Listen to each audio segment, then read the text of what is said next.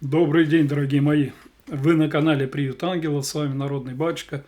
Мира и добра вам от Пресвятой Троицы.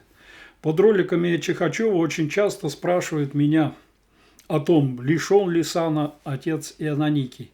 Ну, когда спрашивают, это обычное дело, и ничего в этом такого зазорного нет. Но встречаются ролики, где его ругают, меня ругают, обзывают всячески, что после всех бумажек, которые выпустили в епархии или еще где-то, вдруг, оказывается, не отказывается ни отец Ионаникий, ни я, да и многие священники, которые вот из этой церкви, из русской православной, были изгнаны, а служат теперь в других церквах в том же священном сане. И вопрос о том, можно ли снять сан или нельзя, конечно, стоит давно. Честно говоря, он так до конца и не решен, этот вопрос в церкви. Если вы посмотрите канонически, то есть о том, что можно человека от престола на какое-то время, а можно и пожизненно отстранить, но нет механизма, как с него снять сан. И когда я отца Ионикия, я спросил, что, батюшка, как ты относишься к тому, что с тебя сняли сан, он сказал, ну Бог-то не снял, ну Бог-то не снял. Что, батюшка, радует? Вот где радость черпаешь? В чем? Служение или как? Вот что? Да в том, что они пешками выглядят, что Господь промышляет о мне в этом месте. И Господь зло превращает в добро. У них на глазах, и они не понимают это. Шум подняли все инстанции, задействовали, кого только они не задействовали. И такой шум подняли, что кто и не знал, что это за слово Чихачева. Да, так узнал. Миллионы теперь знают, молятся, просятся приехать и так далее. То есть прямо новая волна какая-то у тебя. Для меня эти простые слова понятны, о чем он говорит. Но давайте все-таки тогда разберемся, почему именно Бог должен снять сан, и почему отец Ионаникий, как и многие другие, не отказываются от сана и продолжают служить, как могут. И мы, конечно, опять в доказательство того, что такое сан и как к нему относиться, берем Дионисия Ареопагита. Здесь самые, можно так сказать, правильные, или точнее называемые православными порядки, как в сан посвящать, но нет, как сана лишать. И это тайнодействие, которое описывает Дионисий. Перед тем, как перейти нам с вами к прочтению и обсуждению тех частей рукоположения, давайте так называть, хотя у Дионисия никогда это так не названо. Там называется провозглашение, у него провозглашение сана священника, иерея. Так вот, прежде чем мы с вами разберем порядок действия, я вам скажу или давайте прочитаю, кто этот сан должен давать. А давайте не буду, я вам просто скажу, что сам епископ должен быть очень чистым и, больше того, святым человеком. То есть епископ по иерархии Дионисия Ареопагита – это чин ангела на земле. Вот ангелы, все эти чины, последние ангелы, передают ему часть своих полномочий, и он, епископ, и есть тот, кто может освящать людей, не дошедших до этого ангельского состояния. Он тоже все делает не сам, Потому что если бы одни епископы были, то они бы просто не справлялись с тем наплывом желающих покреститься, но и с количеством тех, кого нужно рукоположить в священники, а вы видите вот чин рукоположения и можете убедиться, что там идет то, о чем мы с вами будем сейчас обсуждать. Таинство передачи достаточно сложное, но не очень. Оно состоит из нескольких частей, и эти части и выборы того, кто станет иереем, то есть должны все люди согласиться, что он должен стать иереем. Это и приведение его к епископу, это рукоположение епископа, руку кладет, самого епископа посвящает, на него Евангелие кладут. Епископ получает благодать епископства от Евангелия, я бы так сказал, ну, конечно, от Духа Святаго. Дальше крестообразное выстрижение волос идет у будущего иерея. И иереем он становится, когда происходит провозглашение. То есть читаются специальные молитвы, епископ призывание Бога на рукоположение иерея. Давайте рассмотрим, мы не будем все рассматривать эти части, давайте рассмотрим те, которые самые, может быть, считаются важными. Больше того, вот у нас одна часть называется рукоположение, и когда начинают, я уж извиняюсь, процедуру снятия сана, то те, кто защищает епископов, которые это делают, так и говорят: ну он же его рукополагал, ну он же его сделал своим помощником. Ну а как тогда, если уже и нет того епископа, который рукополагал быть? Может ли другой это сделать? Ну, в частности, у отца Иоанноники и так произошло, что он был рукоположен раньше, чем этот епископ, который с него пытается снять сан, по-моему, родился, но попытка-то существует. Ну, не в этом дело. Давайте мы рассмотрим процедуру, и вам все будет понятно, почему и как, и что на самом деле происходит. Итак, мы с вами остановились на... Ну, выборы общие происходят. Когда берут вот кандидата, то его ведут на солию, я быстренько рассказываю, и весь храм спрашивают: «Аксиос?» И храм отвечает: «Аксиос, Аксиос», то есть подтверждает, что да, достоин, достоин. Ой, мне было так радостно. Я-то был уже знаком с этим храмом, уже послужил в этом храме диаконом, значит, уже здесь послужил. И как-то хорошо с общиной меня в Белой церкви, так называемой, в Ивановской, рукополагали. Хорошо так уже, что, в общем, когда прозвучало вот это «Аксиос», я так удивился, как они меня знают, и очень обрадовался, что так оно бодренько звучит, и священники все «Аксиос, Аксиос» кричали. Но это вот и есть форма выборов, всеобщих выборов. Но мы с вами про рукоположение. Читаю. А возложение руки иерарха в то же время обозначает совершенно начальный покров, под которым священные дети окружены отеческой заботой, дарующей им священническое состояние и силу, враждебные же им силы изгоняющей, и в то же время научает осуществлять все священнические действия, как перед Богом, делая совершаемые, и Его имея во всем руководителем своих действий. Поняли? Ну, давайте я вам объясню.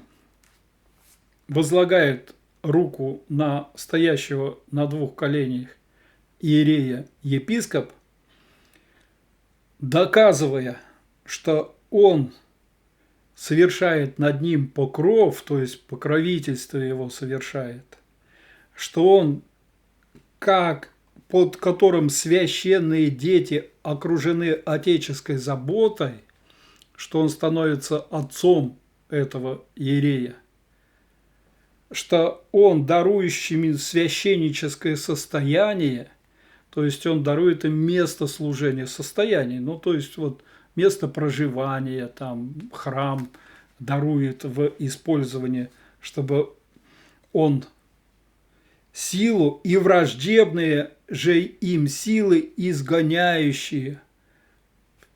То есть он еще и всех, кто будет мешать этому священнику, будет изгонять. То есть на самом деле, если вы хорошенечко вздумаетесь, а здесь описано достаточно много об иерее, об епископе, тут первая глава о церковной иерархии посвящена как раз епископу. Так вот, рукоположение – это своеобразная клятва епископом о том, что он священнику отец, что он берется помогать ему иметь состояние, то есть не голодать, грубо говоря, и что он его защищает от всех враждебных сил. Вот для чего производится рукоположение. Если, скажем, после него встанет иерей или кандидат и уйдет, он будет священником? Нет. Нет.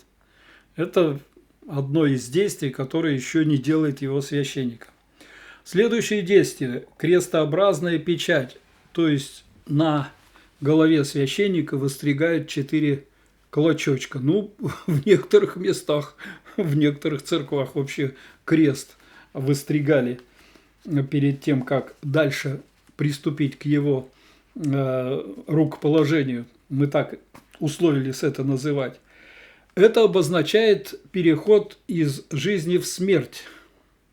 Из жизни у крещенного человека она уже богообразная, то есть мы богорожденные при крещении и имеем свою личную жизнь, иерей переходит в жизнь распятого Христа. То есть для него престол, за которым он будет служить, это распятие. Он в смерть Христову дальше рукополагается. То есть он все время находится в состоянии распятого Христа, пока служит. И дальше, 5-я часть этого действия. Вот ее-то мы с вами и почитаем. Провозглашение же совершений и усовершаемых иерарх произносит громко, делая явное таинство, поскольку он боголюбивый священносовершитель богоначального выбора, не сам по собственной благосклонности приводящий усовершаемых на священническое совершение, но будучи движимый Богом во всех иерархических освящениях. Так и Моисей, священносовершитель закона, не вводил Аарона как брата в священническое совершение, даже полагая, что тот боголюбив и священ, пока не был свыше подвигнут к этому совершенно начальником Богом, и тогда, как иерарх совершил его священническое совершение. Но и наш богоначальный и первый священносовершитель, Христос тут имеется в виду, и этим стал ради нас человеколюбивший Иисус, не сам себя прославил. То есть даже Христос не сам стал священником для человечества.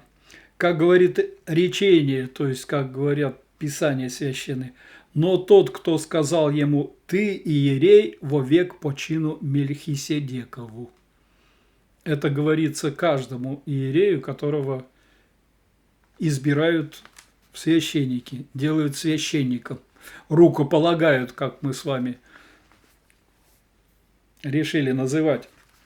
Каждый священник эту фразу слышит. А кто такой Мельхиседек? Знаете, кто такой Мельхиседек? Как он жил? Почему ему поклонялись цари? Хотя никто никогда не видел, как его рукополагали или делали священником. Но не в этом дело. Можете найти и убедиться, что Мельхиседека вообще никто, никакие руки на него не клал, а он считался первым, можно так сказать, священником в Иудее, и цари ему отдавали свои добычи, часть своих добыч. Почему и он, подводя учеников к священническому совершению, хотя и был как Бог совершенно начальником, однако же иерархически возложил совершенное начальное совершенство действия на своего священнейшего Отца и на богоначальный Дух, возвещая ученикам, как речения говорят, «Не отлучайтесь от Иерусалима, но ждите обещанного от Отца, о чем вы слышали от меня, что будет крещены Духом Святым». То есть даже Христос не берется своих учеников делать священниками, потому что возлагает эту обязанность на Отца Небесного. И ведь сам корифей учеников вместе с равночинным ему иерархическим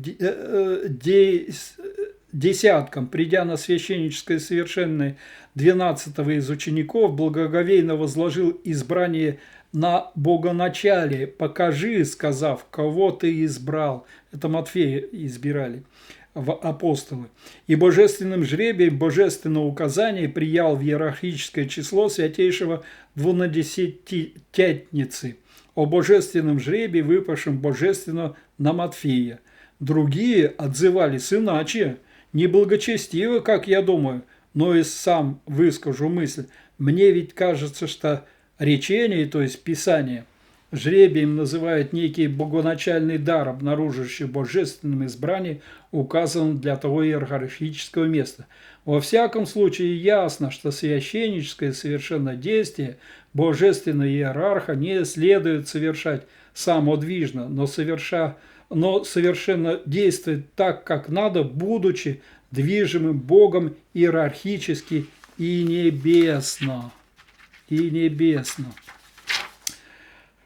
Я не буду дальше читать, как тут целование проходит и все остальное, потому что вот здесь и решилось, что он стал священником, кандидат в иереи, после того, как произошло это провозглашение. И Бог сделал его священником.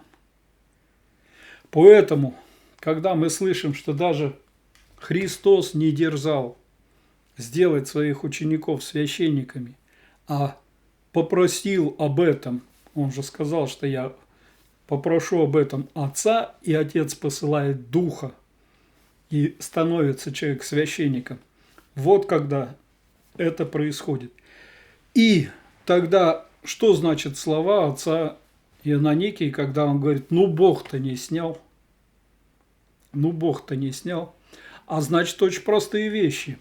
Дело в том, что если вы тоже еще почитаете, а я вам советую еще раз, говорю, купить вот Дионисия Ареопагита. Я читал, когда ходил он в напечатанном варианте. Батюшка Наум выписывал, у него был текст, и он распечатывали Дионисии некоторые вещи. Вот я тогда читал это. Сейчас вышли книги. Если книги, то покупайте вот корпус. Сразу в одной книге тут все работы. Так вот, если мы его читаем внимательно и разбираемся, а что же, почему же Бог решает сам, кого и как избрать, и почему не может отнять у иерея его сан епископ, то мы видим, что не епископ этот сан дает. Не епископ.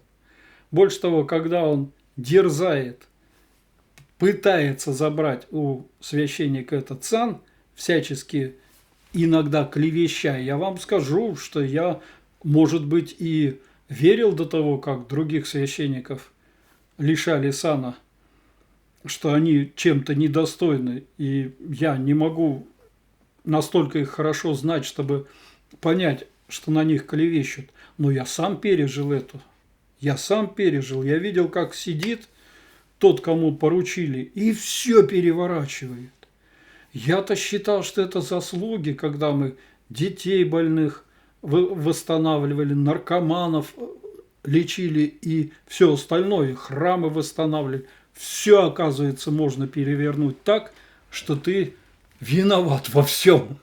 Виноват во всем. И это удивительное дело. Но когда подчиненный это наклепал, потом суд, в котором, кстати, тоже очень интересная вещь, поскольку вот осуждать священника могут только равные или выше, ему замечание делать. А я пришел, вот лично я пришел на суд, отец Ионикий не ездил на эти суды. Там сидят диакона, какие-то иподиакона, еще что-то, которые меня судят. Это было достаточно. Так епископ ни разу, кстати, и не появился. То есть судили так, кто попало. Вот отца Ионикия вообще заочно судили. И что? А оказывается, они сами в грех в этот падают. Они пытаются Духа Святаго из священника забрать. Вот. Или, как говорится, руководить Духом Святым. Говоря, ну ты его сделал, ну теперь мы, видишь, указ написали, мы подписались тут кучей, так что давай, выходи, нечего тебе там бывать. Так вот, мои хорошие, поэтому-то большинство церквей Русской Православной Церкви, подавляющее большинство, не имеет вообще понятия снятия сана. Я вообще не знаю, кто, кроме Русской Православной Церкви, вот так это все называет. Да, можно отстранить от служения у престола, но священник остается священником. Священник может служить в другом, как говорится, виде, когда он проповедует, добро делает, еще что-то. То есть у священника же не только у престола служение. Это тогда что? Там 2-3 часа в день, а в некоторых приходах раз в неделю он священник. Да нет, он все время священник. Всегда он находится в священном сане. Я как-то приехал к одному священнику, известному священнику, такому теперь знаменитому, а он косит для коров, которые у них в хозяйстве были, траву. И в мочонке в такой, в трико, значит, тут в сапогах. И я как-то так подошел к нему и такой начал по-небратски с ним разговаривать. Ну, что, думаю, он же не в рясе, не с крестом, не это. Но я еще не был священником в то время. А он остановился так и строго мне говорит: запомни, священник и без одежды, и даже в бане остается священником. Вот я на всю жизнь запомнил. И слава Богу, что это так.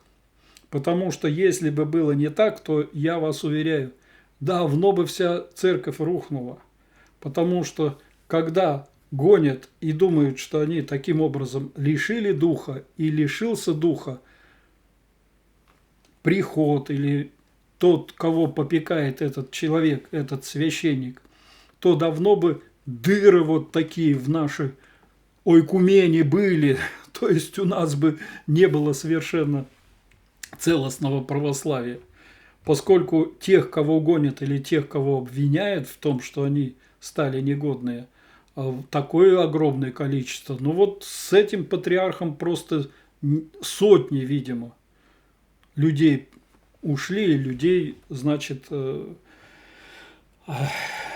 которые остаются, слава Богу, в душе священниками и еще и в служении священниками. Поэтому здесь, я считаю, вы можете просто найти в интернете такое понятие неизгладимость священства, и там достаточно хорошо объясняется то, что я вам сейчас объяснил. И священники должны знать, что не бывает, что он пришел к престолу священник, а вышел из храма, он уже не священник, как хочет, так себя и ведет. Это тоже нужно хорошенечко понимать. Поэтому что произошло? Зачем они вот эту всю бодягу устроили, на мой взгляд? Ну, естественно, я так и считаю, что это было имущественное, потому что приехали сначала, что ты мало платишь, потом все претензии мы слышим, почему сколько земли, почему сколько коров, почему тут свиньи и огороды и так далее и тому подобное. Имущественные претензии, которые, в принципе, совсем легко отцу Ионанникию переживать, потому что землю брал он, когда не был ни монахом, ни архимандритом. То есть у него все время читает документ, но он же был тогда просто приходской священник. А у нас было постановление от патриархии, мы все должны были как можно больше земли набрать. Я тоже подавал тут заявки и на поля, и на земли. Но, к сожалению, меня быстро раскусили и нам почти ничего не дали. Но у нас тоже были какое-то время поля, где мы делали общинку, которая должна была кормиться. Поэтому получал эту землю не тот, кто сейчас является архимандритом Ионанникием. Получал Иван, отец Иван. Это раз. Второе. А кому она нужна? Ему нужно на прокорм, или он богатеет от этой земли или от этих огородов? Я скажу нет, он легко бы прожил и на те помощи, которые ему без всякой этой земле. Там люди живут. У него образовалась не просто община, у него образовалась настоящая монашеская слободка. А у нас монастыри всю жизнь с того момента, как появилось православие, были либо собственные, кто-то землю покупал и строил там монастырь, либо были свободные слободки. Поэтому-то архиепископ и давал ему игумена, архиепископ давал ему архимандрита, руководителем вот этой монашеской слободки, где живут монахи и послушники, и те, кого принимают эти монахи. Там кормится с этой земли не отец Ионанникий, кормится та поселение, которое вокруг него. Они могли здесь поселиться? Могли. Они купили там дома, они купили там, некоторые землю тоже купили. Вокруг в деревнях поселились. Но почему им коллективно не сделать место на землях, на сельскохозяйственных землях, которые выпускают сельхозпродукцию? До того, как он это все начал, вокруг храма, вот вокруг кладбища, буквально вот на 50 метров все было опахано колхозом. И колхоз на этих землях получал урожай. И что? Что, колхоз плохой, что ли, когда он получал эти урожаи? Поэтому вот эти все имущественные претензии и разговоры о том, что зачем он это делает.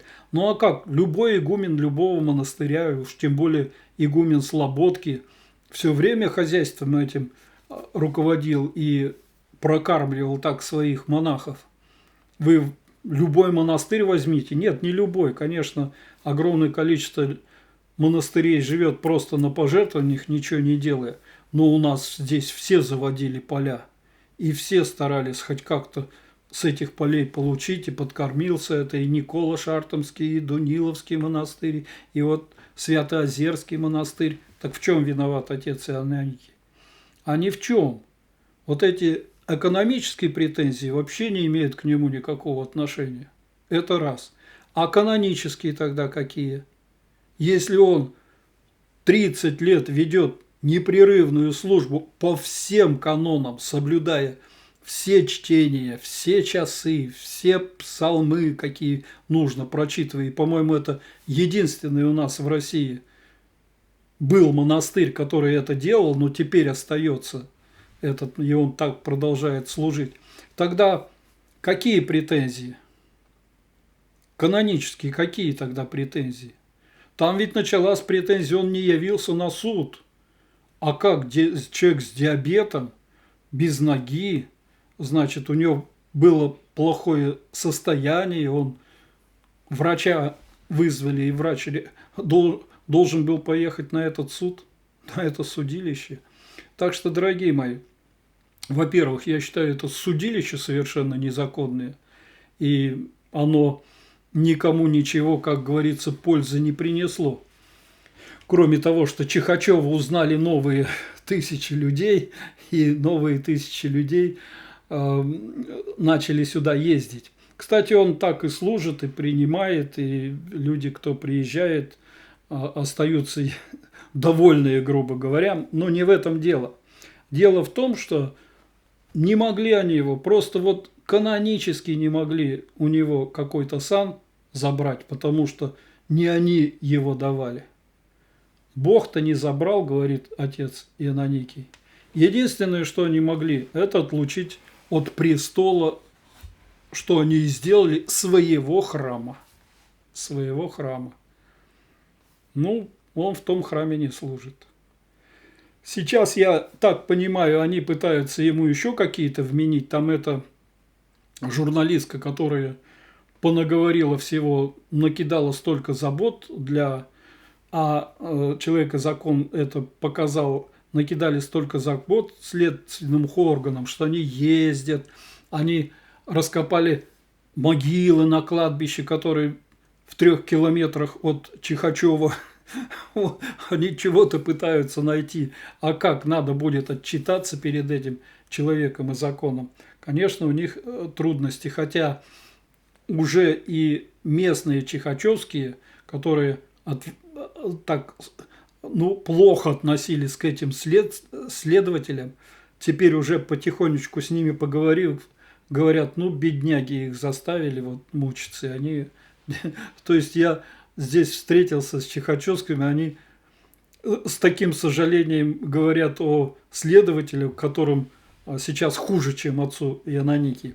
Отцу Ионаникию мало чего можно сделать, потому что он сам считает, что живет в веке, в котором именно гонение и терпение – главный признак христианства. Послушайте, вот что он об этом сказал. И сейчас больше болеют. Вот что людям делать? Этот век, в который мы живем, называется время скорбей. И претерпевый до конца, говорил Господь, тот спасен будет. Вот так. То есть вы можете все больше и больше его, как говорится, нагружать, а ему от этого все лучше и лучше. И, конечно, когда они вот такое делали, они надеялись просто на одно – на смерть его. На смерть. Я полагаю, что они уже довели до смерти отца Харисамфа, отца Василия, отца Анатолия, по-моему, в Кинешме, первый, который после богослужения с епископом умер от того, как его гоняли. Отца Николая, схиерея Ларионова. Тот и так был очень болезненный. Они его храмы лишили. Он там 20 лет прослужил в храме при психоневрологическом диспансере. Маленький храмчик построил, не 20, чуть поменьше. Так они там его, как говорится, достали, потому что Пол Иванова, конечно, к нему обращалась, довели.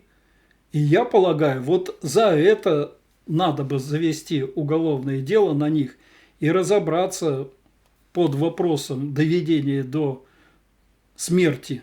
Уж, конечно, не до самоубийства, но отец Василий, отец Харисамф, эти же прямо вот, все мы это знаем. Но с отцом Ионаникием такое не получилось. И потому что он сам по себе был здоровый, он когда был на ногах такой большой здоровый человек. Во-вторых, еще раз повторяю, он потомок казака Платонова, нашего знаменитого казака. И в-третьих, конечно, духовная поддержка ему очень большая, очень серьезная. И, к сожалению, еще раз повторяю, что она немножечко от некоторых лишковата. Вот я вас предупреждаю, А то опять пишут, ребята, батюшка, мы сейчас на Донбассе, сейчас здесь все решим и приедем тебя защищать, держись. Слушайте, да еще оружия и патронов хватит. Слушайте, меня могут закрыть на этом канале, если вы такие комментарии. Да еще и действительно припишут, что там какая-то секта, да еще с каким-то экстремистским уклоном. Не надо таких комментариев, потому что настроения эти врагам выгодны. А я думаю, что враги это все и пишут. Вот они так и хотят нас, как говорится, подвести под монастырь. Поэтому, дорогие мои, не сомневайтесь, сан никто не снял и никогда не снимет. Там условие то, что ты можешь отойти от сана и быть от престола отлученным. Только одно, что ты грешный, что твои грехи нельзя даже епископу простить. То есть на самом деле у нас же есть исповедание. Если грешный, но епископ приехал, поисповедался, прощаю тебя. По крайней мере, мы жили с отцом Амвросием. Ой, защемило. Вот настоящий был архиепископ, епископ. Вот который за всех болел, как отец. Вот его рукоположение и было верное, когда он клялся нам, что он нам отец и нас всячески защищает. И это делал. И это делал. А когда отец гонит из дома, из своей епархии, да еще клевету тебе привязывает, еще погоняет до самой смерти, ну это какой это отец? Какой это отец? Поэтому не сомневайтесь, батюшка себя чувствует хорошо. Мне монахи из Чихачева сообщили, что бодрый такой, действует, ну, по мере сил. Слушайте, все-таки 80 с лишним лет. И поэтому мы с вами...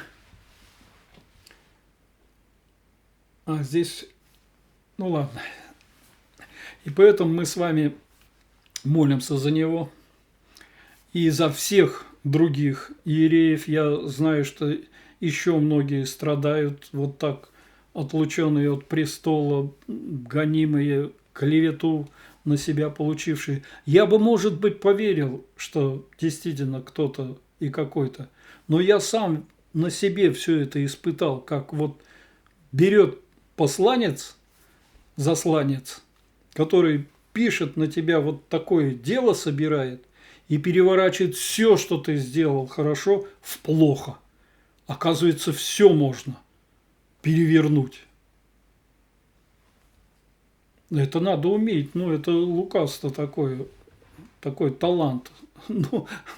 И после того, как со мной это все сделали, я уже не верю никому, что кто-то другой какой-то не такой.